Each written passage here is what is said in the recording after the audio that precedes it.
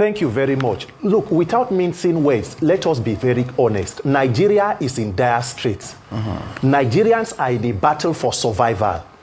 And if nothing else tells you the clear picture of what Nigerians are going through, few days ago, the presidential spokesperson, aide, Mr. Bayo Ononuga, put out a statement that the president is on his way to France for a 2-week working visit. And while in France, what the president is trying to do is to get an appraisal of his government and to retreat and reflect on his own reforms. Meaning, after spending money in 2024-2025 budget to renovate the presidential villa, the vice president's home, the president's house in Dodan Barracks in Lagos, and the vice president's home in Dodan Barracks, buying private jets, and in a country of 774 local governments, the commander-in-chief does not have a proper location in Nigeria to reflect. But the president jets out to reflect about his policies from a foreign country. The president wants to reflect about his policies and has yet to make a statement on the 30-day rant challenge of Nigerian youths calling for help, where the cost of living is killing the living. Tomorrow it is Uromi killing. Next tomorrow it is Benue, it is Ondo, it is Plateau.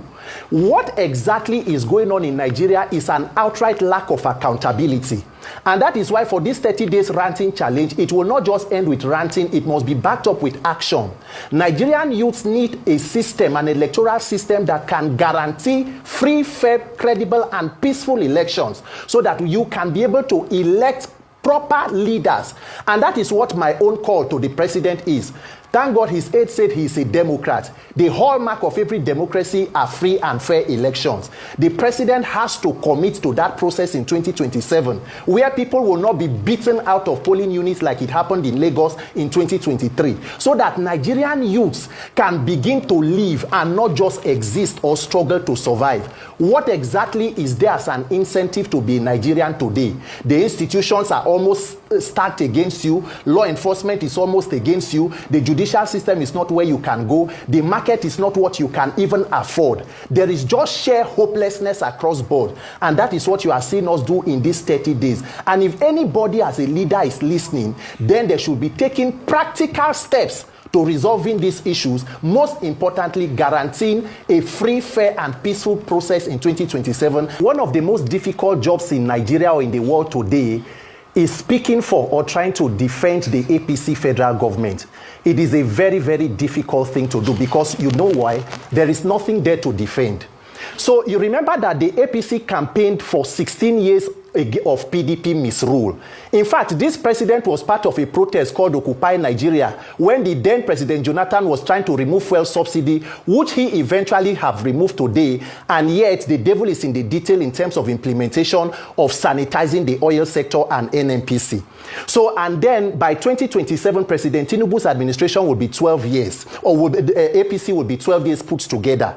Imagine living in a government of renewed hope and experiencing the kind of unfortunate hopelessness that Nigeria is experiencing. So it is difficult for you to explain what the federal government, the APC-led government is doing. But I can give you some.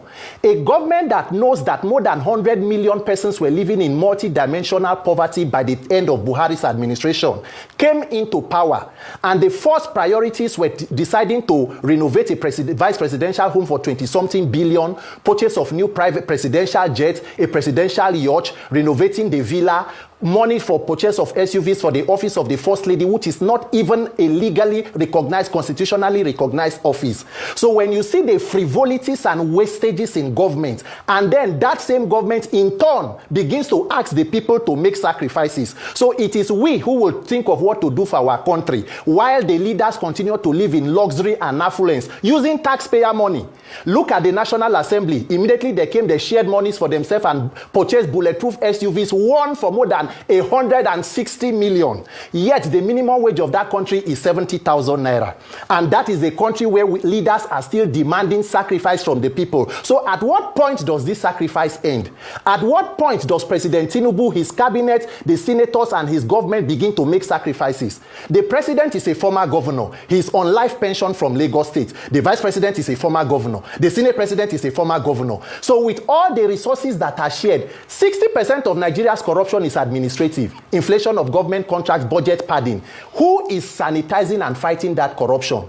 But you cannot say anything because the government does not even feel beholden to the people. And that is why no matter how much Nigerians continue to cry, it falls on deaf ear. Why? Because they know that the electoral system can still be manipulated to rig people back into power using also the Nigerian judiciary.